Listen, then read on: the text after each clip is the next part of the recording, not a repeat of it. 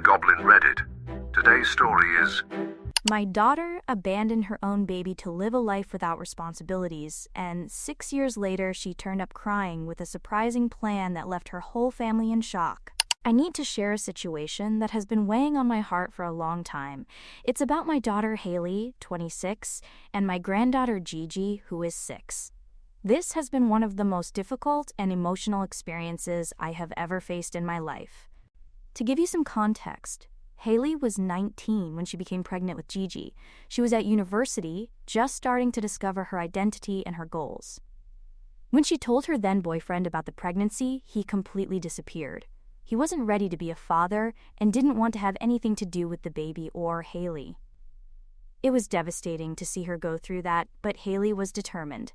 She told me she wanted to keep the baby, raise her, and start the family she had always wanted. I believed her.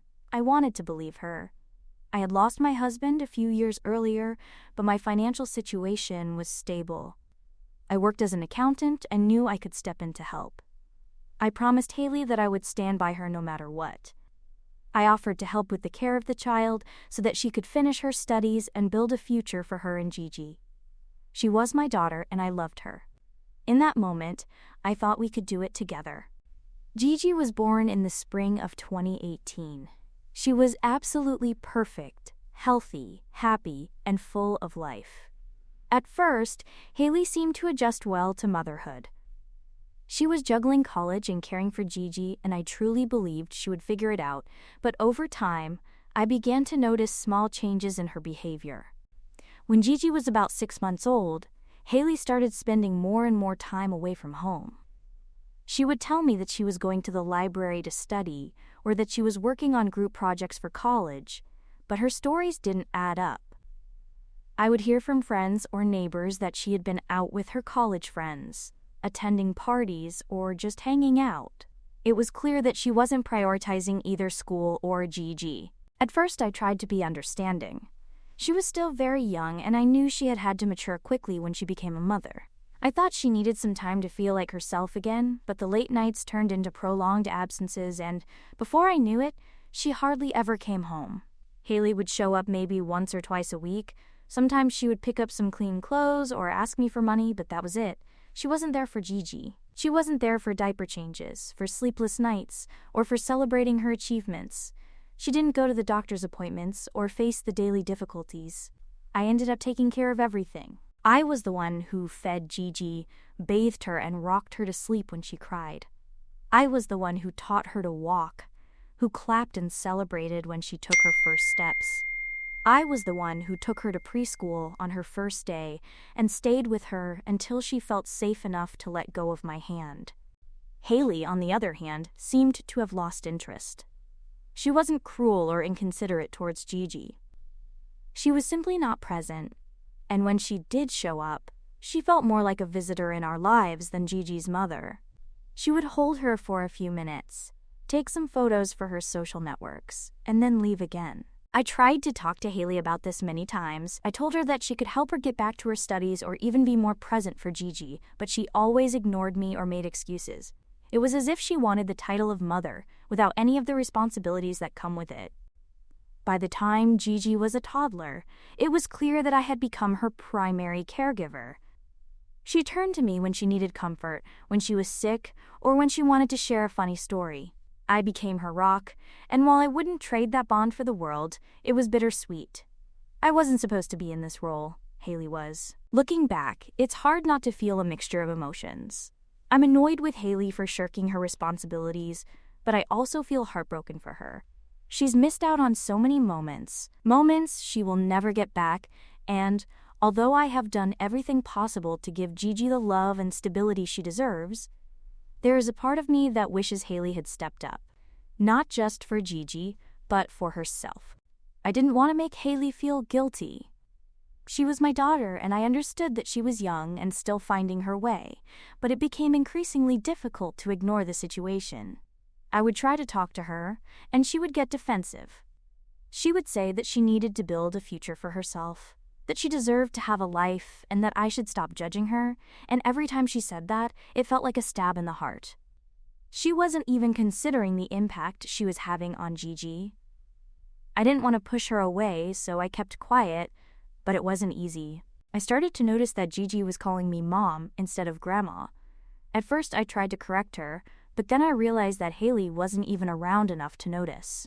Gigi was used to me being there, and I wasn't going to make her feel bad about that, but it was difficult. I knew that Haley was still Gigi's mother and that she deserved to have a relationship with her, but how could I encourage Gigi to have a relationship with a woman who had not been present in her life? Things got worse when Haley dropped out of college. She moved in with some friends and started living the kind of carefree, irresponsible life that seemed to be her priority. She spent more and more time partying, meeting new people, and living as if she had no responsibilities at all. I picked up the pieces. I made sure Gigi had everything she needed. I enrolled her in a good preschool. I made sure she was healthy, happy, and thriving. I even enrolled her in dance classes, something Haley had always talked about but never had time for. I loved Gigi. I was determined to give her the life she deserved, even if that meant doing it all on my own. By the time Gigi turned 5, I had resigned myself to the fact that Haley would never be the kind of mother Gigi needed. I had accepted that it would just be Gigi and me, and that was fine with me. I loved being a grandmother, but it wasn't just about that. I was the one who had raised Gigi. I had given up my own life to make sure she had everything she needed. I had sacrificed everything for her, and I didn't regret it for a second. Then, suddenly, Haley started to appear more often. I didn't know why, but she started to show up with her new fiancé, James, 32. James is a successful real estate developer, and I had never heard Haley speak so positively about anyone in her life. For the first time in years, Haley seemed to want to be part of Gigi's life.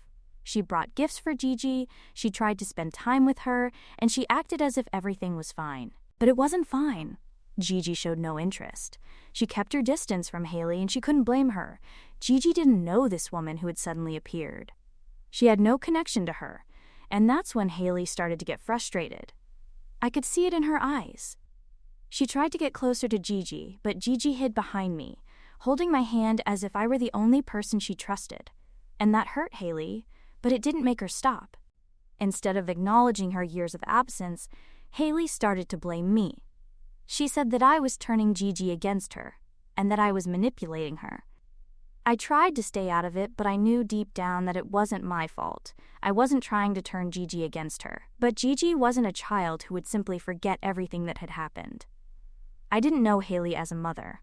I knew her as a stranger who came in and out of her life only when it suited her. Everything came to a head at the rehearsal dinner for Haley's wedding. I had asked Gigi to be the flower girl, and after much convincing and gentle encouragement on my part, Gigi had reluctantly agreed. But even before the dinner, I could see that she was not comfortable with it. The whole situation seemed forced.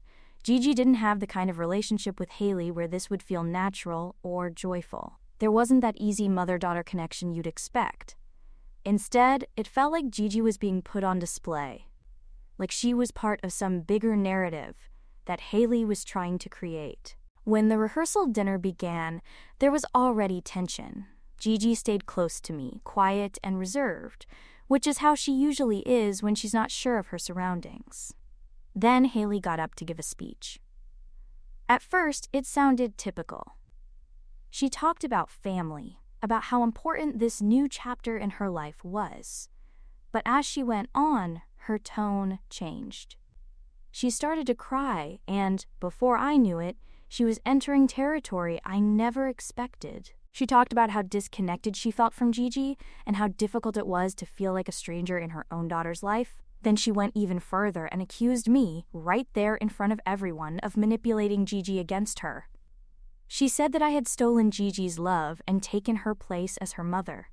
Her voice broke as she cried and looked directly at me, making it very clear who she blamed for her pain. She was humiliating me, and everyone was there. James, her family, her friends. I felt like I had been punched in the stomach, but more than that, I was furious. Haley's words were charged with this sense of entitlement, as if she had done nothing wrong, as if she were the victim of some great injustice. And worst of all, Gigi was sitting right there listening to everything. I couldn't stay quiet. I had held it in for so long. but in that moment, it all spilled out. I stood up, not caring that it was her rehearsal dinner or that this was supposed to be a celebration. I was done playing along. I told her the truth, plain and simple. I reminded her of every moment she missed, every birthday, every Christmas, every school play and milestone. I told her how I had chosen parties, friends, and my own freedom over being a mother. I made it all clear. How I had been the one who stayed up with Gigi when she was sick, who helped her with her homework, who celebrated her achievements. I told her that being a mother is not something you can pick up again when it's convenient. You can't play the victim when you were the one who walked away. The room went completely silent. Haley was crying harder now, but I couldn't stop. I wasn't yelling, I was just firm, direct, and honest. I told her that I didn't take her place as a mother. She gave it up when she chose to prioritize herself over Gigi. Now, just because she was getting married and wanted this moment to be perfect, she thought she could rewrite the past. It doesn't work like that. Now I'm just trying to figure out what comes next. Haley has been texting me nonstop, alternating between angry accusations and tearful pleas. James called me trying to mediate and suggesting family therapy, but I'm not sure that's the answer. Gigi has been more attached since it all happened and keeps asking if she still has to be in the wedding. I don't know what to do. I've been Gigi's mother for most of her life. I raised her, loved her, and sacrificed for her. I want her to have a relationship with Haley, but I also want to protect her from getting hurt. Haley isn't ready to be the mother she should have been years ago, and it's not my fault, but I'm caught in the middle of all this, trying to do what's best for Gigi, and I'm not sure I know how to handle this without causing more damage. Update 1. Hi everyone. I didn't expect the post to go as viral as it did. First of all, thank you so much for all the support. Reading your comments has been a mixture of heartwarming and overwhelming, but I really appreciate the advice and different perspectives. A lot has happened since the rehearsal dinner incident last night, and I've been taking time to process everything. Things have been intense, to say the least, and I wanted to give you all an update. After the drama at the rehearsal dinner, I decided to take a step back and focus on Gigi and myself. Haley, however, has been relentless. My phone hasn't stopped ringing with her calls and messages. One minute she's calling me selfish and saying I'm ruining everything, and the next she's leaving these long, emotional voicemails where she's crying and begging me to come to the wedding. She keeps saying she just wants to reconnect with Gigi, and that this wedding is the perfect time for that. And James, he's been trying to be the voice of reason, but honestly, he seems more interested in keeping the peace for Haley's sake than in really listening to me or thinking about what's best for Gigi. He said things like, Haley is really trying, and this wedding could be a new beginning for all of us. But I don't believe it. A new beginning doesn't magically happen at a wedding. It happens through consistent actions, not grand gestures. The hardest part has been seeing how all this is affecting Gigi. She's been so quiet since the rehearsal dinner, and clingy too, which isn't like her. She keeps asking heartbreaking questions like, why was mommy crying, and am I in trouble?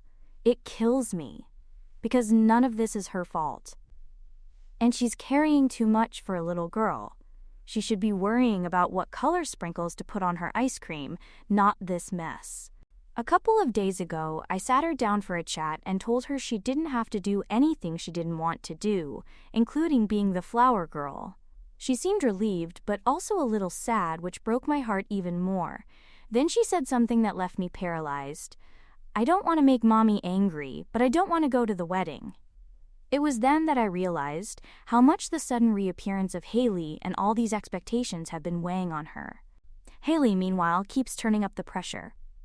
Last night, just after all the drama, she sent me this long, guilt-ridden text message. Mom, I know I've made mistakes, but you've taken everything away from me. Gigi is my daughter. I carried her in my womb. I gave birth to her, and I deserve a chance to be her mother. You've poisoned her against me, and it's not fair. I beg you to come to the wedding and bring Gigi. I want to see if we can be a family again. Please don't ruin this for me. I didn't even know how to respond. On the one hand, I understand that she feels she has lost a lot with Gigi, and I'm sure that hurts. But on the other hand, I can't just ignore the fact that she made her own choices. Haley wasn't taken away from Gigi, she walked away. She chose parties and carefree living over being a mother. Now, because she's getting married, she wants to sweep everything under the rug and play happy families. It doesn't work like that. And James, he's just making things more difficult. He called me and tried to make me feel guilty so that I would fix everything. He kept saying things like, "Haley has been working really hard to rebuild her relationship with Gigi. Can't you see that she's trying?" I told him straight out that rebuilding a relationship isn't about showing up with gifts or making emotional speeches at a rehearsal dinner. It's about being there day in and day out, doing the hard work. Gigi deserves consistency, not grand gestures to show off. Then she dropped this gem on me at the end of the call. "I just hope you don't regret this later." That really bothered me. Regret what exactly? Protecting Gigi, standing up for what's right, making sure my granddaughter isn't forced into a situation that makes her uncomfortable? No, I'm not going to regret any of that. For now, Gigi and I are not planning to attend the wedding. I haven't given Haley a firm answer yet because I'm still trying to figure out how to handle this without escalating things even further. But deep down, I know that going alone would create more stress for Gigi and me. Haley's anger and accusations have made it clear that she's not ready to take responsibility for her actions, and I'm not going to allow her to use Gigi as an accessory in her happy family facade. I'll keep you all updated as things develop. For now, I'm focusing on Gigi and making sure she feels safe and loved.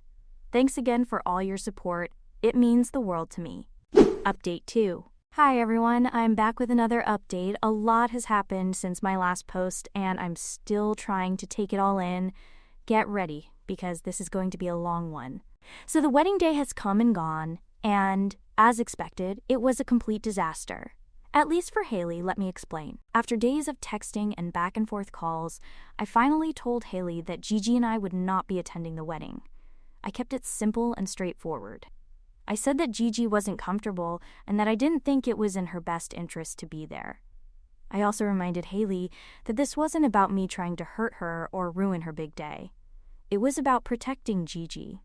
Haley's reaction was explosive. She called me immediately, shouting and crying about how selfish I was and how I was ruining her life. She accused me of trying to make her look bad in front of James and her family. She even said, "You can't stand to see me happy, can you?" That comment hurt me, because it's so far from the truth. All I have ever wanted is for Haley to be happy and responsible. But she is the one who made the decisions that led us here. Despite her tantrum, I stood my ground. I told her that Gigi's well-being comes first, and that this wasn't about her wedding. It was about years of neglect for which she needed to take responsibility. She hung up on me, and I honestly thought that was the end of it, but I was wrong. On the day of the wedding, Haley turned up at my house. Yes, you read that right. She turned up unannounced, in her wedding dress with tears running down her face. Gigi and I were in the living room when we heard the knock on the door. When I opened it and saw her standing there, I was completely stunned. She immediately started begging me to reconsider. She said things like, "Mom, please, I need Gigi to be there. I can't do this without her. She's my daughter." She went on about how this was supposed to be the start of a new chapter for all of us, and how Gigi's absence would ruin everything. Gigi, who had been sitting on the sofa, peered around the corner and saw Haley. She froze and clung to me as if her life depended on it. She whispered, "I don't want to go." And that was all I needed to hear. I turned to Haley and said, "You need to leave. This is not the time or the place for this conversation." Haley refused to move. She kept saying that I was being unreasonable, that I was punishing her for past mistakes, and that I was depriving her of her chance to make things right. At one point, she even got down on her knees and started sobbing, saying, "I'll do anything. Please, just bring her to the wedding." It was one of the most heartbreaking and infuriating moments of my life. Heartbreaking because I could see how desperate she was, and infuriating because I still didn't understand. Showing up in a wedding dress and crying on my doorstep wasn't going to erase years of neglect. In the end, I had to tell her she needed to leave right there and then. This wasn't fair to Gigi or to me. If I wanted to fix things, it was going to take time and effort. But her wedding day was not the day to force this. Of course, he eventually left, but not without a dramatic exit. He shouted, "You ruined everything, I hope you're happy," as he made his way to his car. Since then, things have been tense. James called me the next day and said he was disappointed in how I handled the situation. He claimed that Haley's family dynamics were none of his family's business, and that I should have put my differences with Haley aside for the sake of the wedding. I told him that if he really wanted to support Haley, he would encourage her to take real responsibility instead of enabling her behavior. Gigi has been better now that the wedding is over. She is more relaxed and hasn't mentioned the wedding since Haley's scene at the door. I am focusing on keeping her life as stable and happy as possible. As for Haley, I have decided to take a step back. I'm not cutting her off completely, but I'm not going to keep bending over backwards to accommodate her. Update 3. Hi everyone, I'm back with another update, and boy have the last few days been so strange, honestly. I'm still trying to take in everything that has happened since my last post, but I wanted to share where things are now. As you know, Gigi and I didn't go to Haley's wedding. From what I heard, the wedding was as beautiful as you would expect. Lots of flowers, music, and those perfect moments you would see in magazines. But even with all that, there was some kind of tension. A mutual friend who went told me that during her speech at the reception, Haley took a moment to talk about her estrangement. She got emotional talking about how difficult it has been for her to feel like an outsider in her own daughter's life. She didn't mention me by name, but it was pretty clear who she was talking about. I wasn't surprised. I knew Haley would probably mention it, but hearing it still stings a little. I understand that she is suffering, and I know that this situation is not easy for her. But it is frustrating that she continues to present herself as the victim while completely ignoring how her own choices brought us here. She seems to want sympathy without taking any responsibility, and that is difficult to accept. A few days after the wedding, Haley turned up at my house again, completely unannounced, which seems to be her custom lately. This time, it had a different feel to it. She was still beaming with the excitement of the wedding and honeymoon, but her tone was sharp and defensive. She started by questioning why I hadn't supported her on her big day, and then quickly moved on to accusing me of poisoning Gigi against her. She went on to talk about how I had been the barrier between her and Gigi, and it was clear that she wanted to argue. But I wasn't going to give her the reaction she was looking for. I remained calm and told her the same things I've been saying from the start. This isn't about me, it's about Gigi. Her feelings and comfort are my top priority, and if Haley really wants to rebuild their relationship, it's going to take real work and consistency, not just grand gestures or blaming me for everything. To my surprise, that really seemed to get through to her. She stopped in mid-sentence and, for the first time in what seemed like an eternity, I saw her abandon her defensive attitude. She became quiet and said, "I just don't know how to fix this." That moment took me by surprise because it was so sincere. She was no longer angry. She seemed overwhelmed, maybe even a little scared.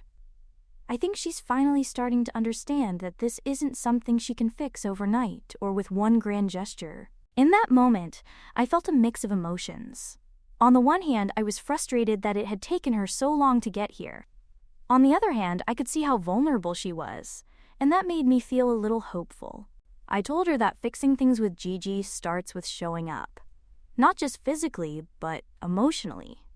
It's about being consistent and showing day in and day out that you're here to stay. I suggested starting small, like regular calls, short visits, to help Gigi feel more comfortable. Haley agreed, but I could see the doubt in her eyes. I think she has finally realized how much damage her absence has caused and how difficult it will be to rebuild that trust. Part of me feels bad for her because I know she wants to make things right, but at the same time, this is the reality of the choices she made, and she has to take responsibility for them. For now, I'm trying to stay hopeful while keeping my focus on Gigi. She's been doing well, but I know this whole situation still weighs on her, even if she doesn't say much about it. My main priority is to keep things stable and loving for her, while also staying open to working with Haley if she shows that she's really committed to making things right.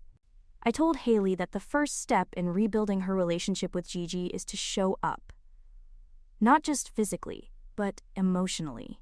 It's not about grand gestures or trying to force things to be okay overnight. It's about being consistent day in and day out, even in the small moments that may seem insignificant but that actually mean the world to a child. I suggested starting with small steps like regular phone calls, short visits to help Gigi get used to the idea of spending more time with her mother. Haley agreed, but I could see the hesitation in her eyes. I think she's realizing how much work this will require. She's realizing that this isn't something that can be fixed with a quick apology or a showy display of love. It's going to take time, patience, and a level of commitment that I'm not sure she's had to make before. And if I'm honest, part of me wonders if she's afraid of not measuring up. I don't mean to be harsh. It's just the impression I have of her. On the other hand, James has also been in touch. His tone has softened, which I appreciate. He's still pushing for family therapy, and I can understand where he's coming from. Honestly, I'm not against the idea at all, but I told him I need to see that Haley is really committed to making a change before we jump into something like that. Therapy is not a magic solution that will suddenly make everything better. It's a tool. And for it to work, everyone involved has to be ready to face some uncomfortable truths and do the work.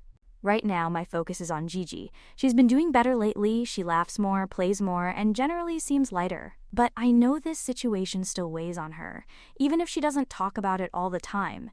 She's just a kid. She shouldn't have to deal with all this emotional baggage. It breaks my heart that she's been caught in the middle of something so heavy.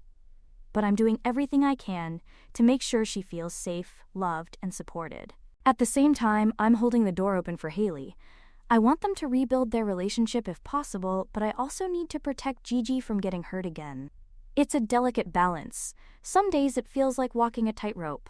I'm just trying to navigate through all this one step at a time. As for the future, I don't know exactly what lies ahead, but I'm cautiously optimistic. Haley seems to be starting to understand how much work it will take to fix things. And James seems more open to listening and compromising than he was before. It's a long road, and there are no guarantees, but I'm holding on to hope. If Haley stays committed and puts in the effort, maybe we can all find a way forward. I can't thank you enough for the support and advice you've given me. Knowing that I have this space to share and process everything has been a lifeline for me during such a chaotic time. I'll keep you posted as things progress, but for now, I'm just taking it one day at a time and focusing on what really matters, keeping Gigi happy and safe.